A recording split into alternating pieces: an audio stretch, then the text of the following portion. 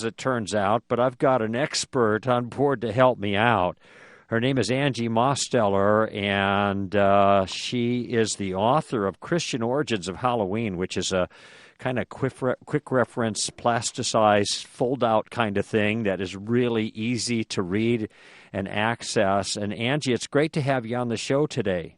Thank you for having me. And now you've done this work on the Christian origins of Halloween, which is a really odd way to put it, because most right? See, most Christians put it just the opposite. So here's the basic setup, and we'll talk just a little bit about this, and it'll save me from having to do this myself without your help. But every year, every year I have to deal with the issue of Halloween on the air. And the basic pushback that I have to address is this: Halloween is a pagan holiday. Okay, it has pagan origins, it has pagan traditions, and things like jack-o'-lantern, trick-or-treat, all that stuff. These have pagan beginnings too. And the reasoning goes, therefore, Christians should not be participating in this celebration as such, nor with the particulars of the celebration, because it makes them, some would argue, actually complicit with the paganism that was part of the original practice of Halloween. And my just so you know, Angie, my main pushback has been, even if it were the case that all of these things had pagan foundations, I don't see how Christians just participating in something that had a different meaning for someone else somehow corrupts their own participation in some of those forms, especially if they invest them with different meaning. But what's really interesting about what I read that you've written is that it looks like those who are complaining about pagan origins are just even wrong on that particular point. Yeah, that's true. And what I found is that, I absolutely agree with you. Regardless of whether or not there's pagan roots, we have to look at the contemporary meaning of the holiday and, evaluate it in light of what it means today versus the origins. But I do hear so many people make their case based on the fact that it is believed to have pagan origins. Mm-hmm. So for those people, I like to have the opportunity to address that claim, because I found in my research it's just not true. I tell you, when I read through your material, and again, this isn't a book, it's just a kind of a plasticized fold-out that Rose Publishing has made, and I'm just looking, maybe you could tell us where people can get this if they want. It's called Christian Origins of Halloween. Sure, they can go directly to Rose Publishing. I think it's the only publication on Halloween, so they can do a search on Halloween. Or I have a website, celebratingholidays.com, and I have a tab for Halloween, and it's on the very first page. You'll see a link to purchase it at Rose Publishing. Yeah. So either way works. And then people... I studied the history of these holidays. I was shocked to find that so many of these claims just are not true. The stuff that I read in this little treatment that you did for Rose Publishing, almost all of it was entirely new to me. And I especially am glad to find out how to pronounce Samhain, which that I always pagan call holiday, Samhain, but it's nothing like Samhain. So I don't know why they spell it that way, but it's Samhain. Is that correct? Must be some Celtic root or something. Yes, like Summer's End is the way you put it. So why don't you tell us a little bit about Halloween, All Saints' Day, and the history of Samhain, that is spelled Samhain, in case other people... And I'll just mention up front, a lot of this information is new to evangelicals, but for most Christians who are part of more liturgical churches that have more of the historical connection to traditions and such, this is nothing new. It was totally new to me, and as I share it with some friends who are familiar with that more liturgical connection, it's not really anything new. But, the very name, Halloween, is Christian in origin. It's a blending of the terms hallowed and evening, the holy evening before All Hallows Day, All Holies Day, and it was established as a celebration of the saints, holy men and women who had either been martyred for the faith or just lived exemplary, godly lives that other Christians wanted to imitate. So the name itself is indicative of its Christian origins. Oh, there you go. So that's the first clue. It's a Christian name, and of course, some people might want to say, "Yeah, well, this is the kind of the Christianizing of the pagan holiday." And I have to confess that in years past, I have made reference to the Samhain word, Samhain, properly pronounced, as the pagan. Is my understanding of the pagan roots. Tell us a little bit about Samhain and its relationship, its history and relationship, or not, to Halloween, or how that pecking order runs. Right. Well, yeah, for those that recognize, the Christian origin of, at least of the name, some really take issue with the fact that they believe it was an effort by church leaders to Christianize this pagan festival called Samhain. But as I did some research on this, it's, northern Europe, Celtic regions is where this festival supposedly took place. But the reality is we don't know anything about it. We don't even have record of it until about the 10th century, because there was no writing that took place in pre-Christian Celtic lands. So everything we know about it is really kind of speculation about what used to happen. But what tends to be the common theme that we find about this festival was it was more of a celebration of the change of seasons. As it started to get, the days started to shorten, it was getting colder, it was getting darker earlier, so families were gathering around their fires and telling stories with kind of the supernatural element, fairies and elves and whatnot. But it doesn't appear that there was any clear connection with death per se. And in fact, the Celtic regions, as Christians, they were celebrating the saints in the spring. So they were kind of celebrating their dead in the springtime. So that's a strong case to say, this wasn't a period where the northern regions were celebrating the dead. It seems that this Christian holiday, established formally down in Rome, which is 1,500 miles away, was brought that element into the celebration, brought that element of this focus on those who have died, rather than the reverse. And it's just so distant from Rome. It doesn't seem that there was any real concern about, there's this big celebration going on that we have to Christianize. It wasn't even familiar to those in Rome.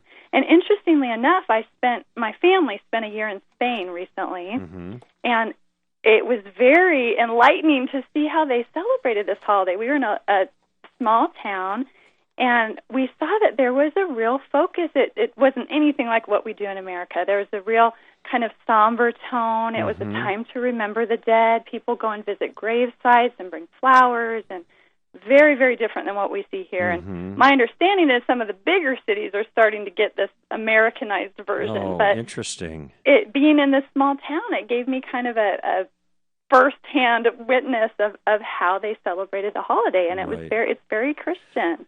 Well, I was also surprised to see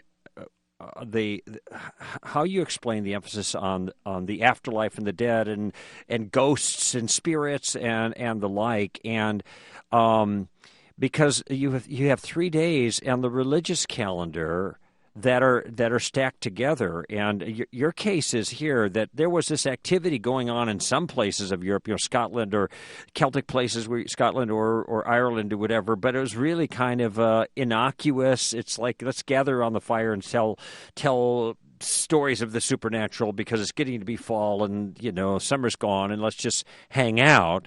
And the All Saints' Day was celebrated in the spring characteristically anyway, so there's not really a kinship there. But then you've got these 3 holidays together. On the church calendar, you have Halloween, All Hallows Eve. You have All Saints' Day on the 1st of November, the next day. So that would be in our calendar coming up, Friday, Halloween, then Saturday, All Saints' Day, then Sunday, All Souls' Day. And see, this, I heard the terminology before, but I I never put the three together.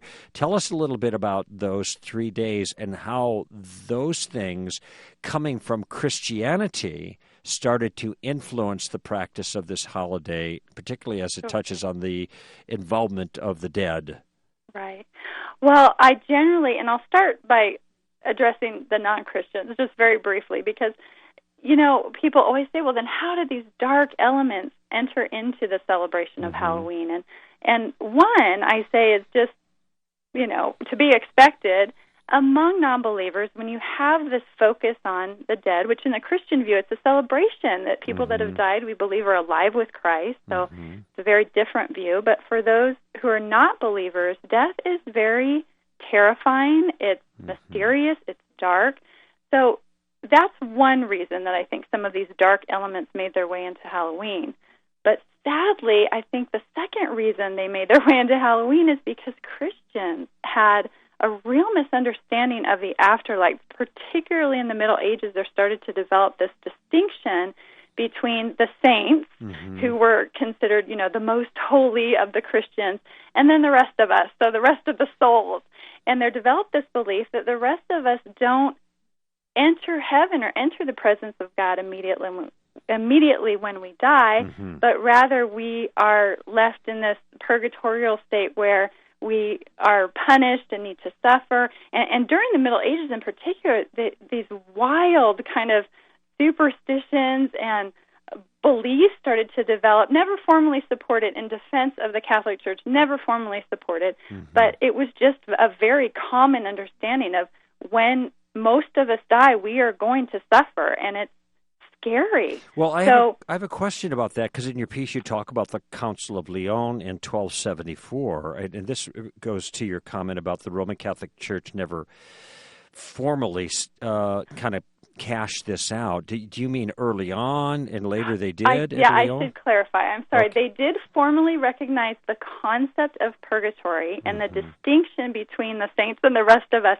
but they did not formally condone any specifics about, is this a time period in which we suffer? Is it, terrible suffering? They didn't ever really bring a real definition to what that state looked like. So people were just, Christians were developing these ideas about purgatory and really centering their lives around it. I mean, there was so much fear about what we were going to face in our future. Let me just comment on this just as a little bit of an aside, because I've had some circumstances that got me thinking more about this recently, conversations with people and the like, particularly about Roman Catholicism. I was raised Catholic, and the doctrine of purgatory, I like the way you characterize a certain change in understanding, where instead of there being two abodes of the Christian soul, one on earth and one in heaven with God, there was a third abode kind of in between. And this is that was a helpful way of distinguishing it, and this is where this purgatory issue comes in. But I could never, and I can understand the sense of foreboding that people would have regarding this purgatory and how it might give rise to superstitious notions. And the foreboding, to me, makes a lot of sense, because I think of the gospel as good news, and that is that we are rescued from ourselves, from the penalty, not just the abstract guilt of sin, but from the penalty that is due us, and from the filth and the defilement of sin. All of that is taken by Christ, and we are rescued from it. And when I think about purgatory, in any sense, I think, how could it possibly be considered good news to anybody that when they die, they go to a place like that? I know. Why would anybody rejoice? And then, and in fact, that would be pretty much everybody. And this is the way I understood it as a Roman Catholic, because I'm no saint. I was no saint then. I'm no saint now, in that sense. In the sense that I could qualify for being ushered straight into the presence of God. So I'm going to spend some time there, maybe a couple million years. I don't know, but that doesn't sound like good news to me. Yeah. Absolutely. And that, ultimately, this is a big part of a big issue that led to the Reformation. You may know that Reformation Day is celebrated on October 31st. Which is no accident, you explained. No accident, because the biggest issue, that was the day that Martin Luther posted his 95 Theses, and the big issue of contention in those theses was this idea of indulgences, that the church was saying, we can draw from this treasury of good works, from not just Christ, but from Mary, from the saints, and we can apply it to you other not-so-holy Christians so that you can enter heaven more speedily, for lack of a better word. And so, that issue of indulgences, and Martin Luther's theology developed over time in this regard, but, a lot of it was the abuse in the church with these indulgences. People were giving all their money and weren't feeding their families and, just trying to buy indulgences. They're trying to build a cathedral, too, which was a great incentive for the church to offer indulgences with regards to purgatory. Would you say that this is more of a time, though, when it seemed to be clear that the Roman Church had officially underwritten at least some aspects of purgatory here? Well, absolutely, the idea of indulgences and the concept of purgatory, it's just, when I was trying to, in defense of the Catholic Church, they never formally described purgatory. Is it a state? Is it a place? Is there a time attached to it? Those things haven't really formally been defined. But there is an absolute, teaching.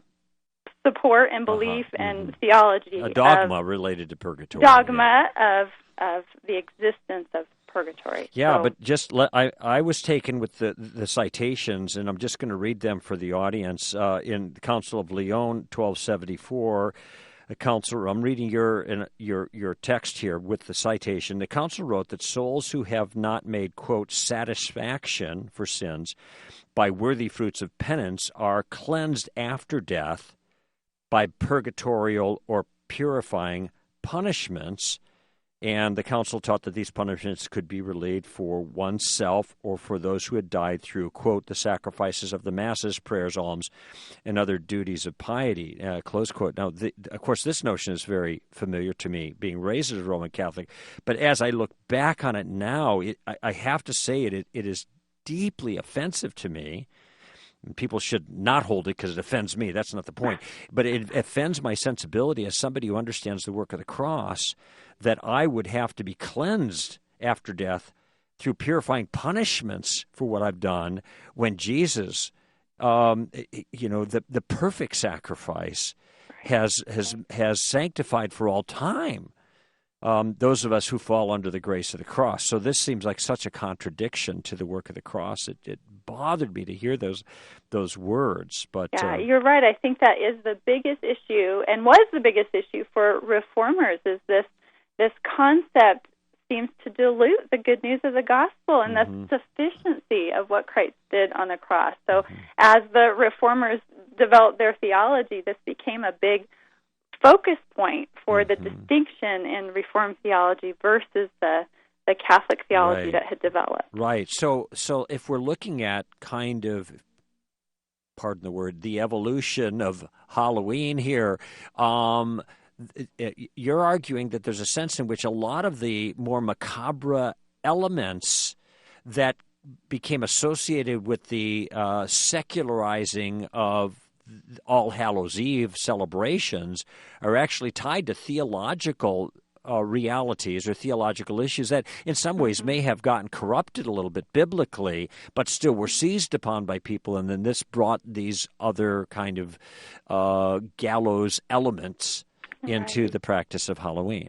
Right, and that was the most disheartening to me, is to see that I believe some of these elements came from within and among Christians. Of course, we expect it from non-believers. We expect a non-believer to be scared of death, and it's very mysterious to a non-believer. But that was the most discouraging to see. I think some of these elements entered into Halloween because of a Christian misunderstanding of the afterlife. It's just so ironic, though, because of the standard claim, and this must frustrate you when you hear it now, the standard claim that all of these pagan elements are there, when in fact these are, well, we wouldn't say Christian pardon me, in the sense that they are consistent theologically with the teaching of the Bible, but they certainly were the contribution of the Christian community to this celebration that went south. Right, and you could say it was Christians embracing some pagan ideas or pagan superstitions and bringing those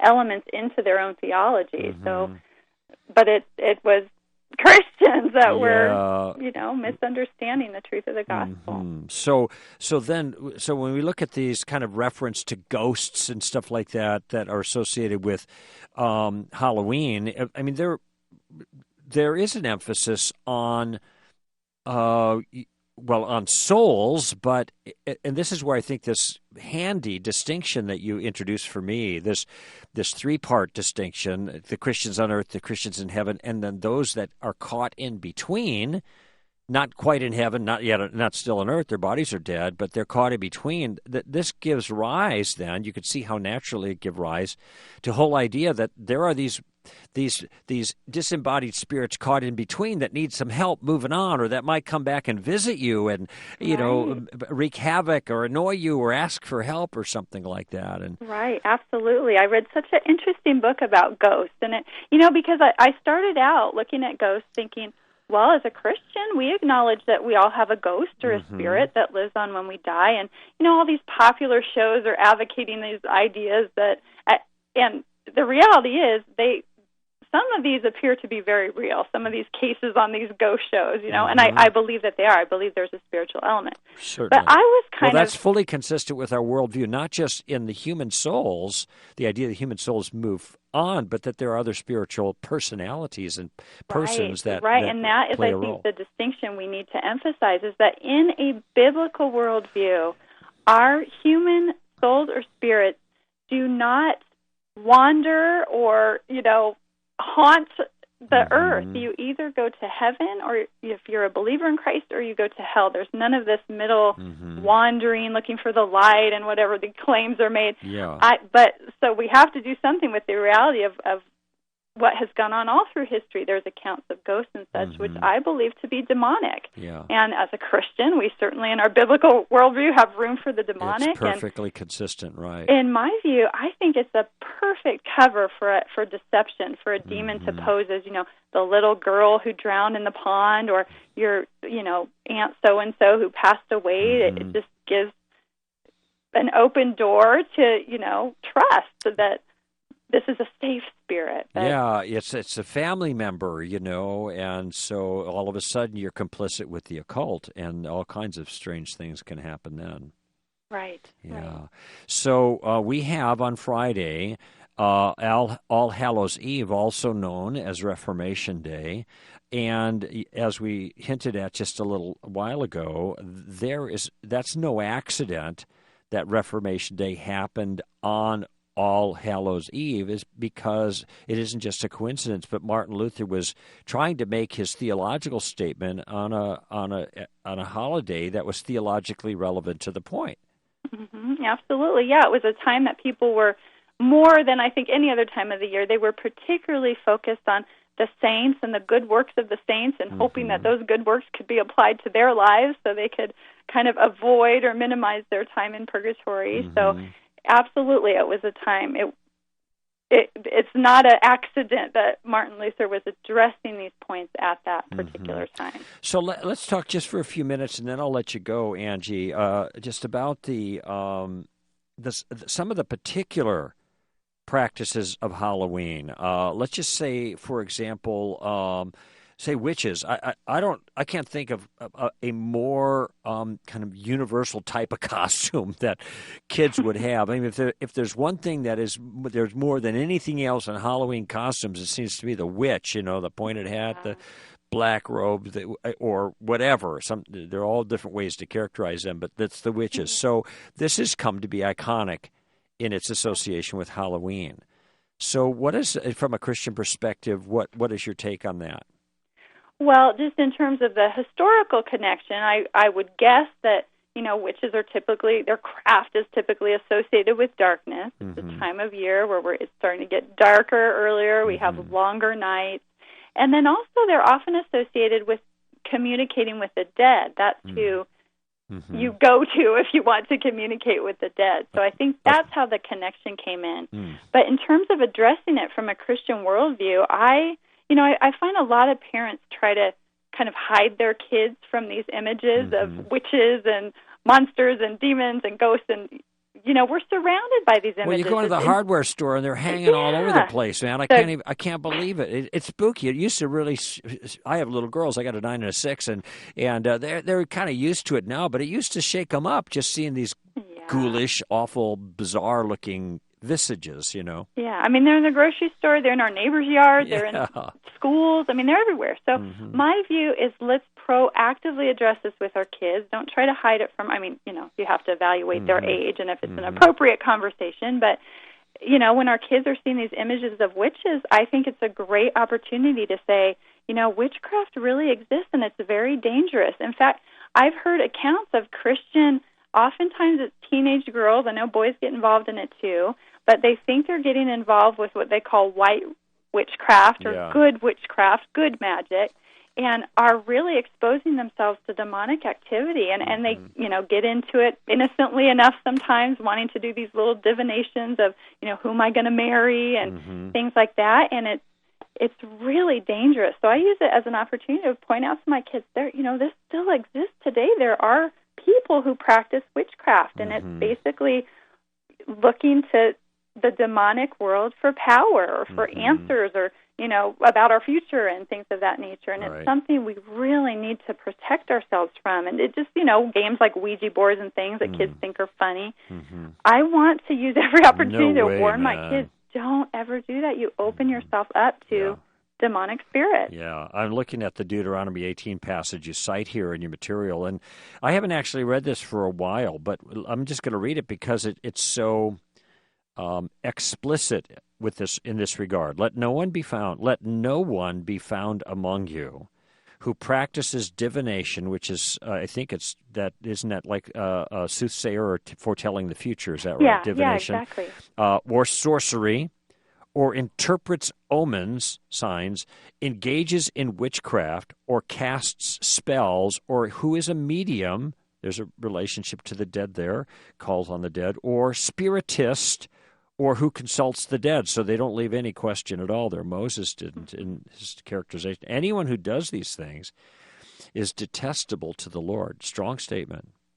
Yeah, absolutely. And that sure covers just about everything associated with a witch. And you mentioned divination. That's one thing I already mentioned, but it seems harmless. But when we're trying to divine our future, even if it's simple little things, it's so dangerous to seek information like that about our future and expose ourselves to potential demonic activity. The secret things are the Lord's, and ought to stay that way. He can handle those things. It does raise a question for me, and I know there's controversy about this. Can you say a word or two about something like Harry Potter series? Do your kids read those, or do you think that maybe they're somewhat innocent in a way, but they also seem to take the occult, they cast it in a light manner, and maybe that's not, I'm not trying to put words in your mouth. I'm curious, and I don't have an axe to grind here, so I'm just curious. I read the Harry Potter, I think just the first book. My kids haven't read it. My son's been much more interested in other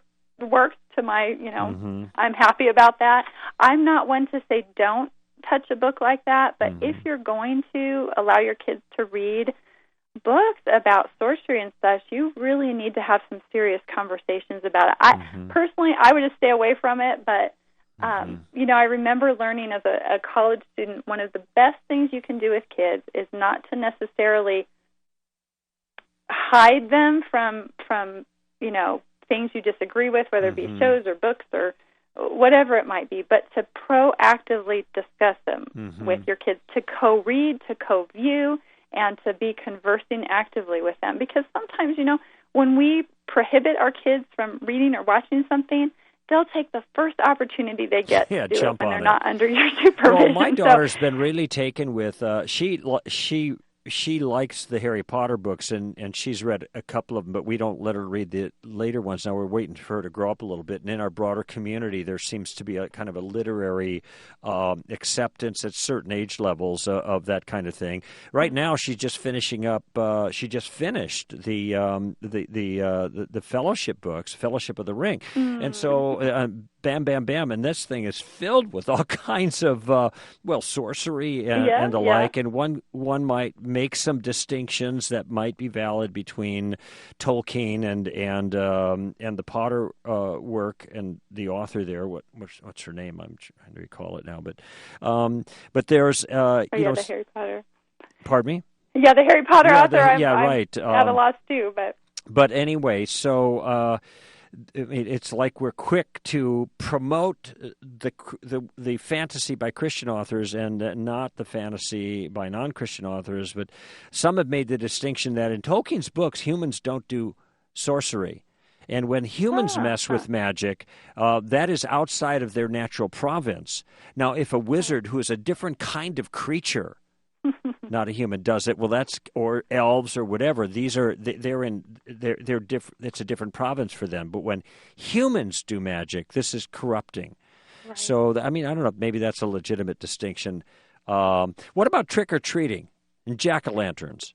Well, both traditions I found have fairly innocent origins. Trick-or-treating was most likely connected to a practice of the poor going around and begging. There was a very practical reason that it happened at this particular time of year, at the Halloween time, because, again, I mentioned the days are getting shorter. It's starting to get colder. That was a very scary time.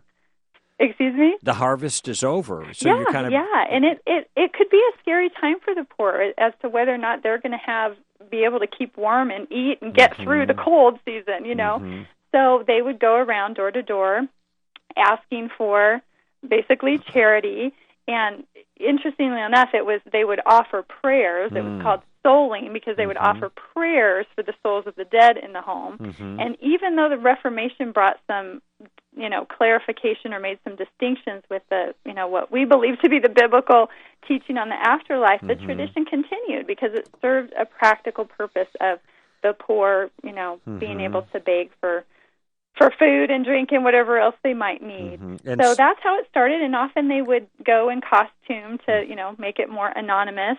Sometimes they'd even conduct plays within the homes of the homes that they visited. And even the church was going out in the streets in costume sometimes and doing plays that had very significant Christian teaching in them. You'd have some church members dressing up as angels and saints, some dressing up as demons and monsters, and they'd have this battle. You got to have the bad guy in the play. Yeah, of course, right. And of course the good wins. So it's just funny that it was the church members dressing up like Satan. Yeah, there it is. Those Christians starting all this stuff themselves, right? But then it got turned to something, and then you can see how the progression happens, and then it gets turned into something else. And one thing that I don't like about the Halloween thing, and I'm not very sensitive to all this stuff. I'm on. Basically, you and I are on the same page on this, and I suspect you probably agree with this too. I am concerned that when occultic themes are promoted in costumes and stuff, the biggest thing that troubles me is that it trivializes them. And so people think, you talk about Satan, and I promise you, Angie, every time I mention Satan in an audience, particularly if it's not a Christian audience, I have to say, and by the way, this guy is not a guy in red tights with a pitchfork. This is a real powerful spiritual reality. Right. But interestingly enough, I think that characterization grew out of the church as a way to mock Satan as a defeated enemy, that we know he's in the future, he's done. Now, I'm not one to think that ridiculing Satan is probably a good idea, but but that was, I think, the idea behind the tights, and it's making him look ridiculous to say, you are defeated, you don't have power over us anymore. Well, so, I can see that sentiment, but they have made the concept of Satan look ridiculous, and I think that's what's come out of this. And so when you mention Satan, right, that's the danger. That's the danger here. And how did people get the idea that Satan was in charge of hell? Like you go to hell, and then Satan is torturing you. God gives you over to the demons, and the demons and devil. He's going to throw you in with the lions, basically the spiritual lions. I think that is one of the most offensive things. And in fact, Angie, I've actually seen Christian plays currently. A number of years ago. But as I was a Christian, I saw these plays where this was what was depicted: the non-believer dies and goes, and he is released to the demons who torture the non-Christian, as if Jesus is not going to sully his lily white hands with the dirty business of judgment, so he's going to leave it to these nasty demons.